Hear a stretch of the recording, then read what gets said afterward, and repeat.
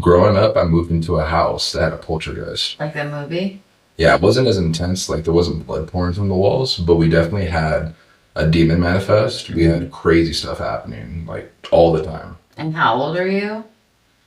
I was about fifth grade, so I must have been 10 years old at the time. Basically, my mom had gotten engaged to a Marine. He was a corpsman, and if you don't know what a corpsman is, basically the medics on the field. Yeah. So before he got deployed, we moved from our apartment into this house. And this house was actually in Oceanside by the back gates of Camp Pendleton. So he was relatively close to base. Well, if you guys don't even know, Camp Pendleton has crazy stories. Cryptids, a lot of ghost stories and stuff like that outside of our own thing. Yeah. So basically moved in. It was my mom, obviously my stepdad, my brother, myself, and my grandma with our 4 cats. So when we moved in there, everything seemed perfectly fine. It was a beautiful house. You know, we had never lived in a house before. We'd always lived in apartments. It was always like, 6 of us in either a 1-bedroom or 2-bedroom. Hard situation, but we were surviving. So we moved here. Beautiful. Everybody had their own room. Yeah. It was a blessing at first.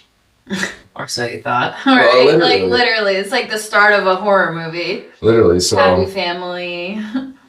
One of the things that before anything particularly happened to any of us individually, we started noticing the way that where we lived, there was the literal street, the main road that, basically was the barrier between the back gates and the cul-de-sacs. And it was our block, basically. So we lived on a corner house. About once a week, there was a car crash that was either close to deadly or absolutely deadly. Yeah. And because Luis, my stepfather, was a corpsman, he was always out there helping the people that, did survive. Because there was a couple times where people did die. And we would go out there, my brother and I and all of us, and we would witness this. Yeah, as a 5th grader, you're just watching this. As a family, we're watching this. Yeah. And we're like terrified and always hoping and praying that these people survive. And, a lot of times they did, but there were instances where people did pass away. And I'm telling you, about once a week. And if it wasn't that as consistent as that, I would say at least 3 to 4 crashes within a month. Right. And sometimes they were closer to each other and more spread out, but it was not normal. And it was always on our corner, like right in front of our house. Wow. Cars on fire, crazy shit. So that was one of the first things that we were like, this is happening so often. Right. And it's just weird. And it's not just a regular car crash. Yeah. It's always extreme. Well, while that's happening, I'm having crazy dreams. And while I'm having these dreams, I'm noticing during the day and at night, the way that my room was, I was faced towards the hallway. So I could see, obviously, the hallway with the door open. Yeah. And my bed was basically, you look down the hallway and you see my bed sideways, horizontally.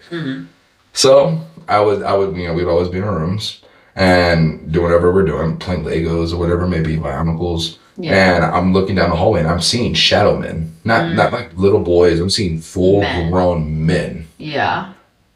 Like not even on the wall, in the middle of the hallway. Like standing there? Yeah. And sometimes you can hear them running towards you, like footprints. Yeah. And then you're like, what the heck?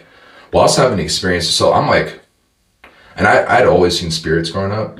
So at this point, I'm used to it. This is not terrifying. Right. You're not thinking like it's the house. You're thinking like, oh, this. I've seen things in the places that I lived. Right. And so I'm telling my grandma obviously, and she's like, "Mijo, this stuff is evil." The thing. So keep that on the back note, right? Yeah. So I'm seeing these things, and at night they're coming into my room, and I'm having insane dreams. So we lived there before Edward and I moved out. We lived there for about, I would say, a year. My entire 5th grade year. Yeah. And that entire year I was having the same dream, a reoccurring dream where I would wake up in this castle. And I'm talking about a very immaculate castle it was so large that, the part that we were in was a dungeon. Yeah. And the dungeon was insane. The width of the carpet, it was this red carpet, velvet, beautiful. Just the money that would have cost to make this carpet is insane. The width was about a football field and like about 100 yards. you could run from one side to the other side, and you'd be tired by the time you got to the end. Yeah. And it went down into a tiered system. So it went down to these like many different stairs. And it was about 3 different tiers before you got to the bottom, I remember. And then it leveled out and went to a whole another set. Yeah. But in the center was this big throne. And I would be in the throne, strapped into the chair. And they would have leather straps on me, strapped on my legs, on my arms, around my chest, and then around my head. And there were these vampiric beings is what I could describe them like. It's the only reference that I have like right now as to how I could describe them. Yeah. But they would massacre and eat people in front of me, like drain them of all their blood. Yeah. And kill them in terrible ways in front of me. And I'm sitting there freaking out. And I'm telling you, this is happening every single night. Yeah. And it's not the same person that's being tortured every time. It's a brand new person. And it's reoccurring. And this is going on for a year straight. Yeah. Every single night. I can paint the room if I wanted to. Wow.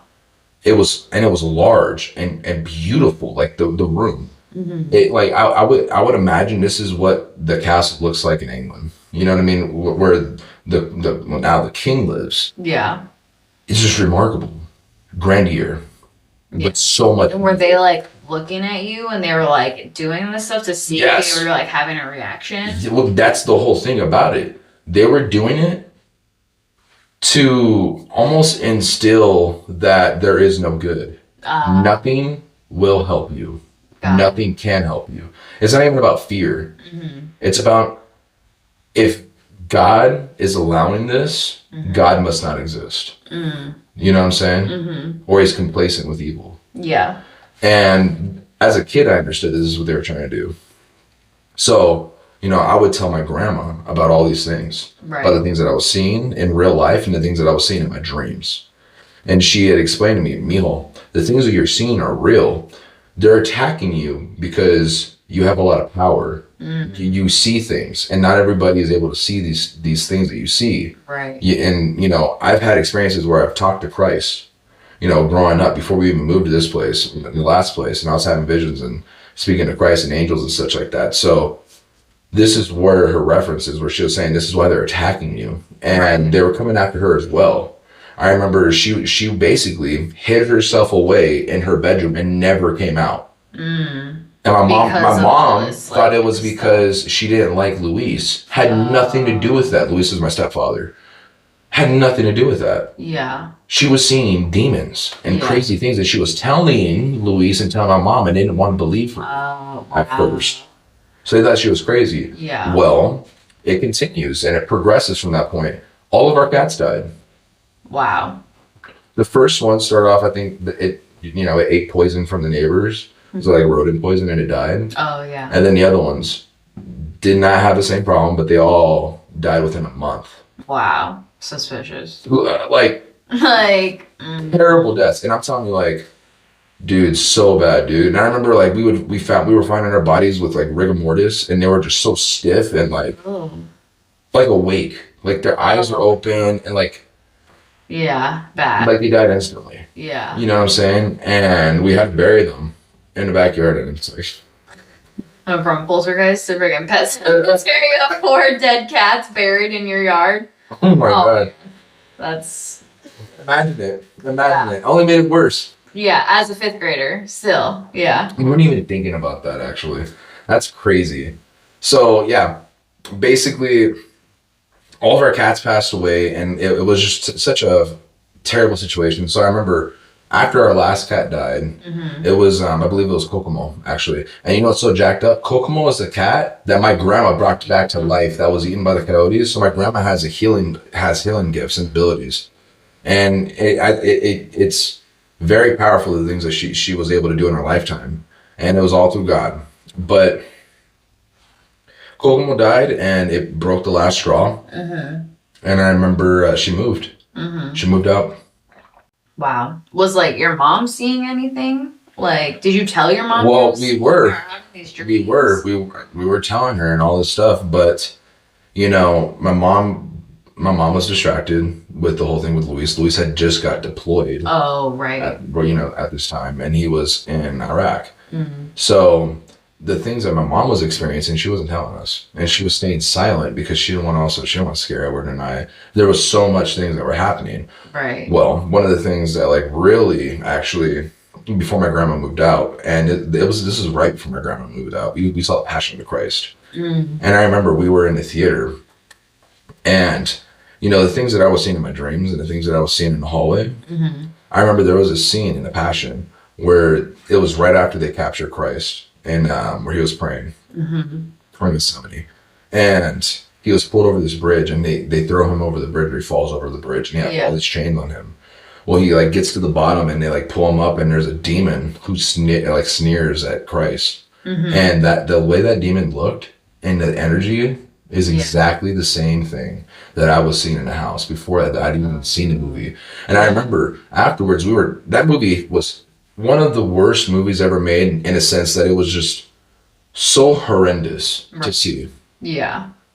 I like. We were so emotionally distraught from watching that, to see that happen to the creator. Right. And the evil and how that evil was. And the evil in that house was very much aware that we were feeling that. And it was taking advantage of that. So it actually ramped up its activity. I was seeing more things in the house. That's why all of our fucking cats died and all that crazy thing was happening. So we had discussed it, and we had said, yeah, that thing in that movie, we had all seen. Oh, wow. We had all seen it in that house. And I remember this is the one time my mom was like, yeah, there's something going on here. And then my grandma moved out. Wow. And then you were like, and my grandma was the one who was holding shit down. Right, because she was praying and all doing the time. All that stuff, yeah. Yes. So whenever things would get really bad, my brother and I would go to my grandma's room, and we would hide in there with her. Yeah. And then she would pray, and you would feel some kind of peace in that room. Yeah. Outside of that room, you take one step. Oh my God, I remember that hallway so jacked up because it was a hallway into the hallway, dude. Oh my, it was just messed up energy. So basically she moves out, and we're dealing with this shit on our own. You know what I'm saying? One of the things that, I got tired of it. I got tired of the dreams too. It was happening every night for a year straight. Yeah. And, as that activity ramped up, I just told my brother and I told my mom, I'm not doing this anymore. Yeah. Was Edward seeing anything? Did he say anything to you? Edward was, and he did, but Edward never spoke about these things because he was afraid of being accused of being a liar or whatever it is. Like, he just kept these things to himself. But I've talked to him. We were there. Yeah. We saw it. Yeah. All of us, everybody.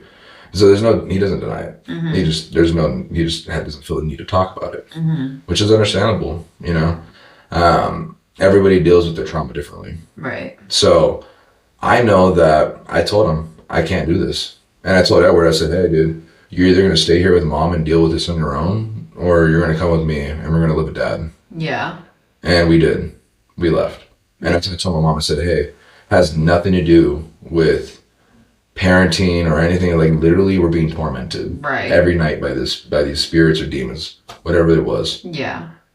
And we moved. And then she was living there by herself? By herself, because Louise was on deployment and all that stuff. So my mom was experiencing crazy shit there. Yeah. So there was things that happened before Louise had left, when Louise was there, that she had never told us about, because obviously it has to do with sexual activities that they were doing. Oh yeah. And basically, one night they were having sex as husband and wife, obviously, and he was on top of her, and she said she had her eyes closed, and she had opened her eyes, and she had seen, above her husband, a black shadow figure, like demonic looking shadow figure. Yeah.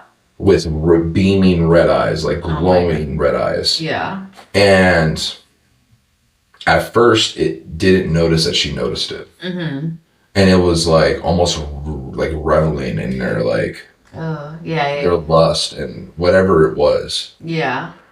Well, it saw that she had noticed it. And it freaked out. Like, what the heck? You can see me. Yeah. And it went into the attic. Oh my God. So that was one instant.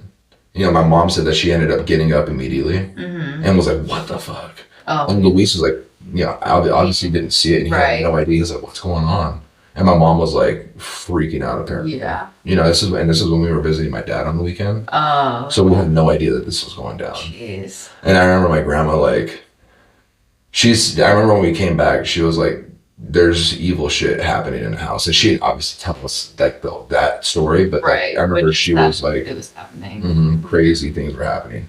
So that was one story whenever Luis was here. So after Luis was deployed, man, there was many instances on my mom. And basically when everybody was gone and she was there by herself, the paranormal activity ramped up and she was hearing footprints in the attic above her room. Yeah. And she was hearing conversations. Like walking. Like she running. thought, so one of the nights when we were spending, we were living with my dad at this point. She thought that there was somebody who had broken into the house. Was living in the attic. Yeah. And she was like, you know, pretty terrified. So she called the cops. And this is where it gets interesting. The fire department shows up first. Every time, obviously. Right. Well, they start off with saying, interesting. We've been to this house a lot. This house used to catch fire all the time.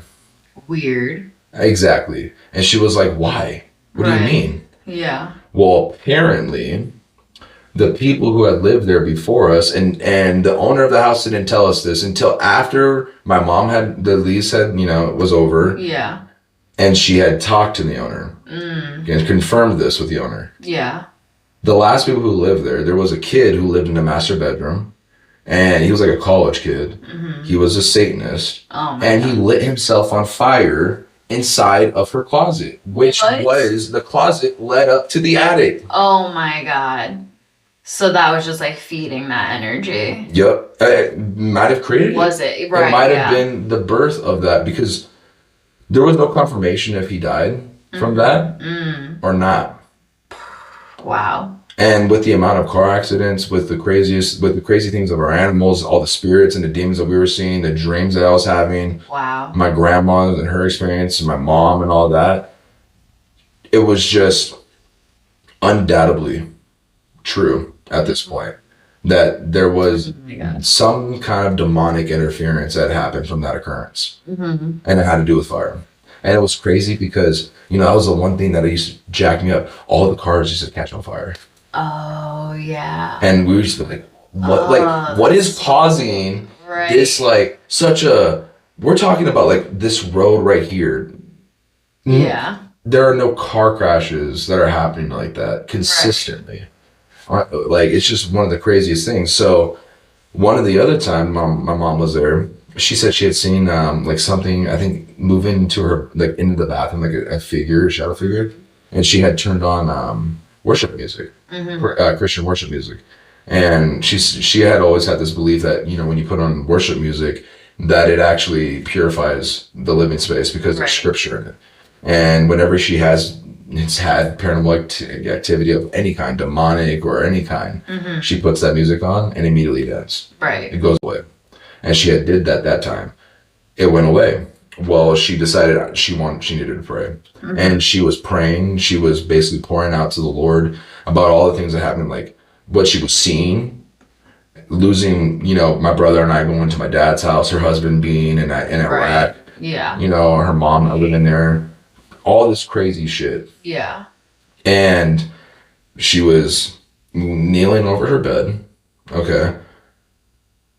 The room basically became full of mist, like this white mist. And she said she could feel the mist on her skin. Wow. It was moist and everything, physical. Yeah. And then the scent of vanilla filled the room.